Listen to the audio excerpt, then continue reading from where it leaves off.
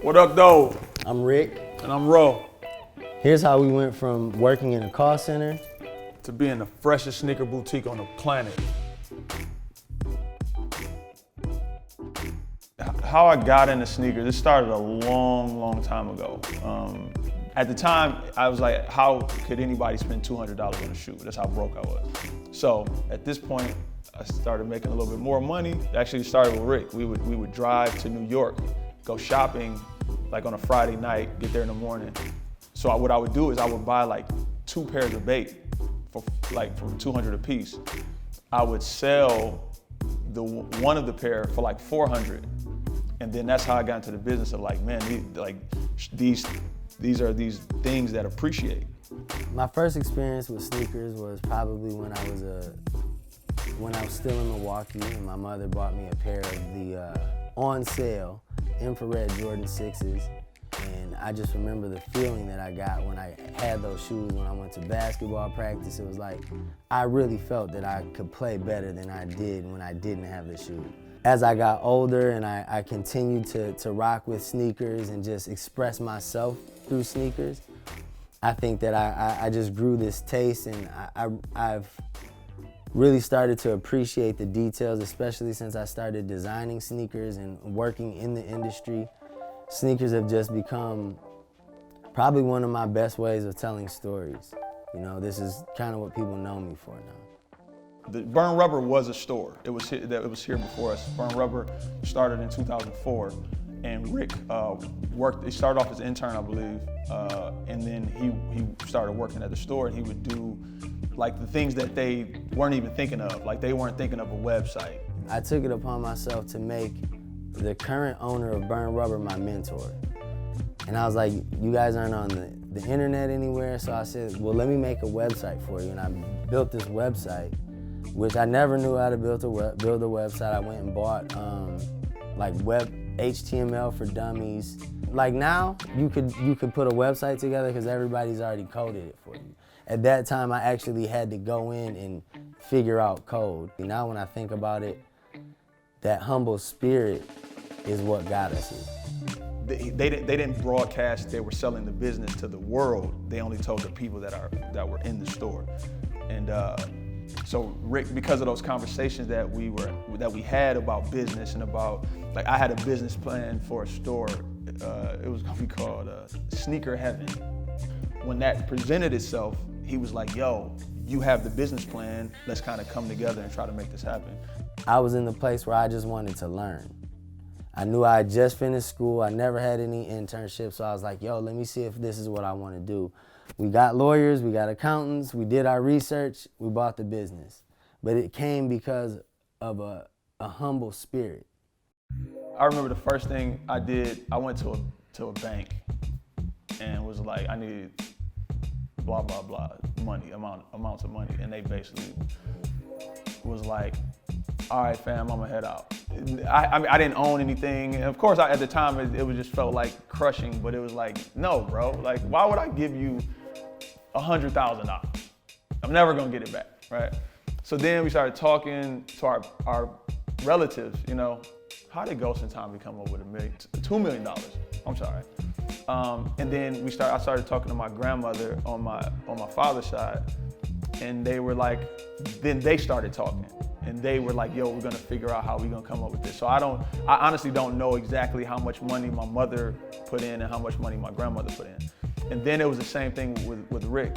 It was crazy, you know what I'm saying? But that's how this stuff works. Like when you believe in what you're manifesting, you get what I'm saying? And that's what it was. And it literally, in a matter of a month and a half at most, so we started talking in December about getting the store, early to mid-December, and we signed the paper for the lease and everything on Valentine's Day. Like, we left our wives to go sign this paper. You know, it's crazy. I tell people all the time that my first business was my self-funded internship. I put the time in. I took the time to analyze the business, take L's, lose hundreds of thousands of dollars, make hundreds of thousands of dollars. But all of that time that we put in is why Ro and I are able to do what we do today.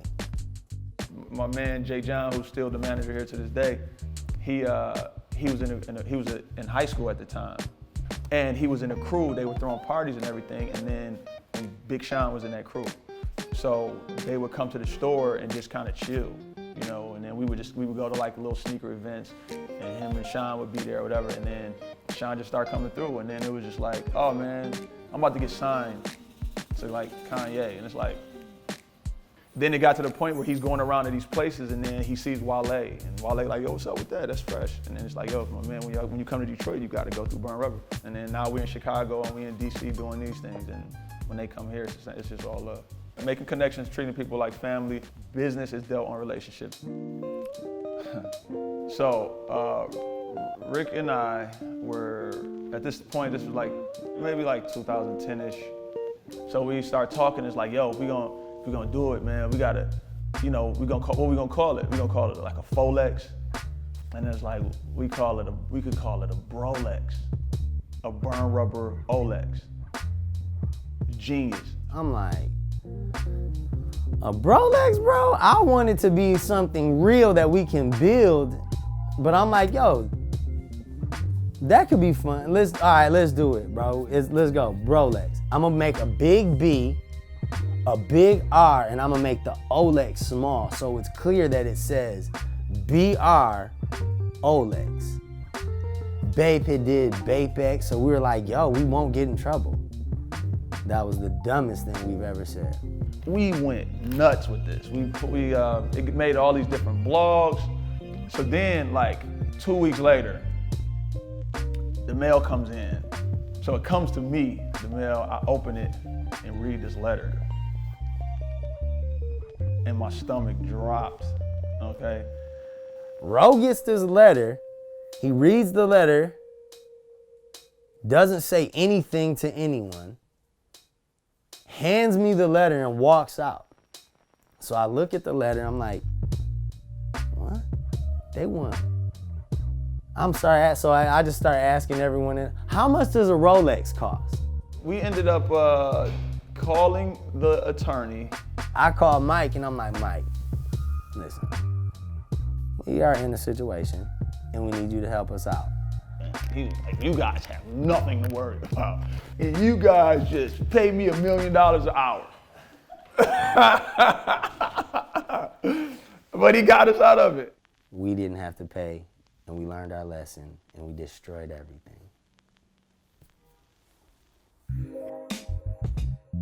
The first Yeezy came out, with the Nike Yeezy came out, and we get to the store on a Friday morning or like a Thursday morning, and it's a dude sitting out our store, and I'm like, what are you doing here? You know what I'm saying? It's not, a shoe doesn't come out this week. He was like, I'm waiting on the Yeezy, and I'm like, bro, it comes out next Saturday. I can't remember who said it, but one of us was like, man, let's go tell them they cost $1,000. That'll get them out of here. Man, Rick go outside and say, yo, I just want to let y'all know the price of the Yeezys are going to be $1,000 plus tax, right? Everybody in line did this. Man, you playing.